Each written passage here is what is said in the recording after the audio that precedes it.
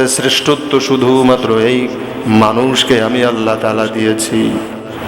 এই মানুষকে বড় আদর করে মায়া করে আমি আল্লাহ রব্বুল আলামিন সৃষ্টি করেছি। হাদিসের ভিতরে নবী বলতেছেন, দুনিয়া খুলিকতু লাকুম ওয়া আনতুম খুলিকতুম লিল্লাহিরা।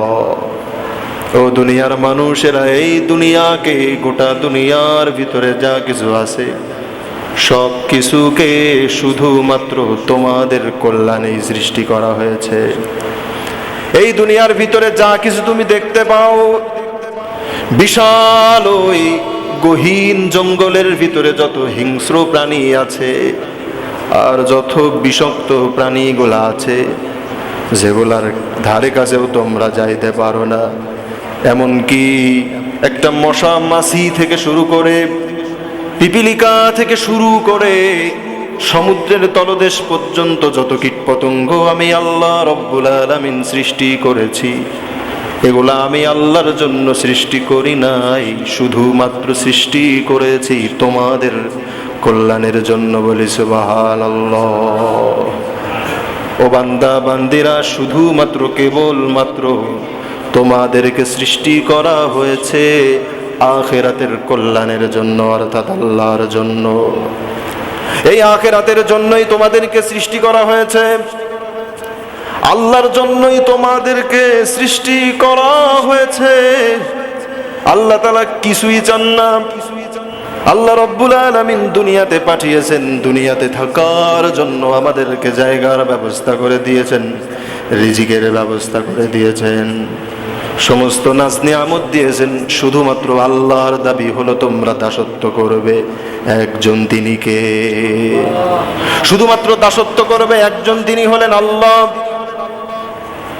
এরপরে দাসত্ব করার পর কিয়ামতের ময়দানে তোমাদেরকে হিসাব করে তোমাদেরকে জান্নাতের ভিতরে দেওয়া হবে।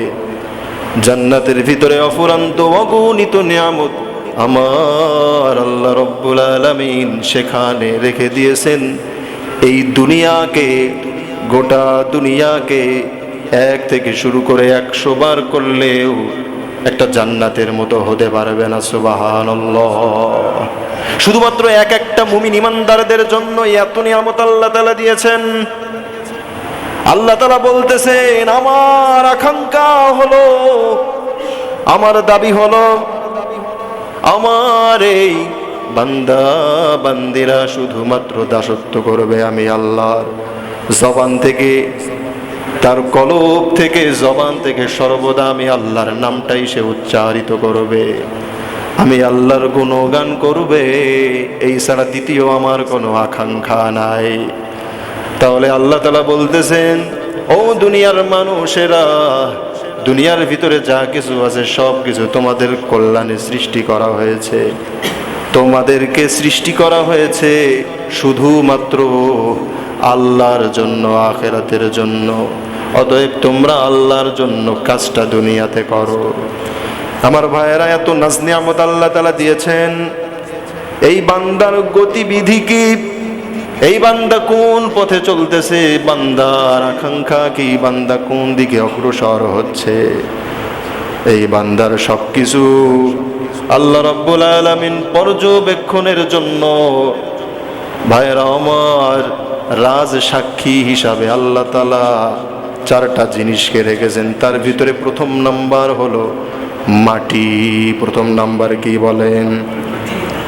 আমার ভাইয়েরা, আমরা যখন দুনিয়া থেকে কোনো মানুষ বিদায় গ্রহণ করে, মৃত্যুবরণ করে, কবরে নামানোর সময় আমরা বলি, মিনহা খলাকনাকুম ওয়া ফিহা নুঈদুকুম ওয়া মিনহা নুখরিজুকুম তারাতান নুখরা। এই কথা আমরা বলি কিনা বলেন?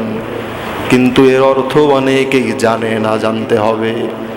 মিনহা খলাকনাকুম, মাটি থেকেই তোমাকে সৃষ্টি করা হয়েছে। ওয়া ফিহা নুঈদুকুম, এই মাটির ভিতরেই তোমাকে আবার ঢুকানো হবে। ওয়া মিনহা নুখরিজুকুম তারাতান নুখরা, আবার এই মাটির ভিতর থেকে তোমাকে পুনরুত্থান করে কিয়ামতের ময়দানে আল্লাহর সামনে হাজির করা হবে। ভাইরা আমার, এই মাটি কিয়ামতের ময়দানে আল্লাহর কাছে সাক্ষী দিবে। আল্লাহ রব্বুল আলামিন যেই মাটি থেকে, আমি মাটি থেকে এই মানুষকে তুমি সৃষ্টি করেছো। ও আল্লাহ, তোমার এই বান্দা দুনিয়াতে থাকা অবস্থায়, আমার উপরে থাকা অবস্থায় তারা নাফরমানি করেছিল, নাম ধরে ধরে। ভাইরা আমার, হাদিসের ভিতরে স্পষ্ট পড়েছে এই মাটি আল্লাহর কাছে কিয়ামতের ময়দানে নাম ধরে ধরে বিচার দিবে, আল্লাহ তোমার ওই বান্দা অমুক নাফরমানিটা করেছিল, তোমার ওই বান্দিটা অমুক নাফরমানি করেছিল। এইভাবে কিয়ামতের ময়দানে সাক্ষী দেবে।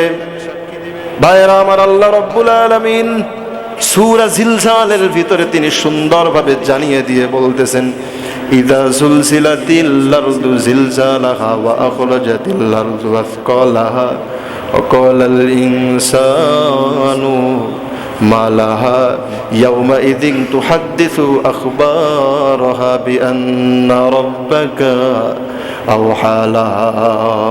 জোরে বলুন আল্লাহু আকবার।